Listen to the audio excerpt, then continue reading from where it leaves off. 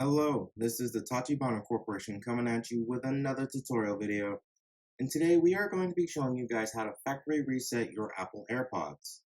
Now this applies to the first generation all the way through to the Pros. Let's go ahead and get started. So this is my work phone and these are my personal AirPods. So when you open up your AirPods, it should say not your AirPods.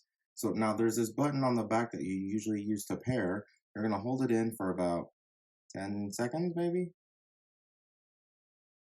Once you see this orange color, it's being factory reset.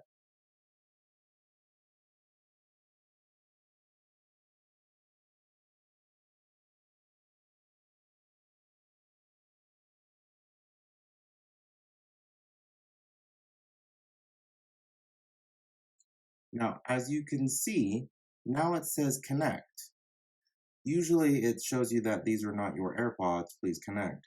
So once you've done this factory reset process, you should see this screen, which makes it seem like it's new to you or new to your device at least. Now, with that, I do believe that is the end of our how to factory reset Apple AirPods tutorial. Let us know down in the comments what you would like to do tutorial over next, and we'll go ahead and catch you guys next time.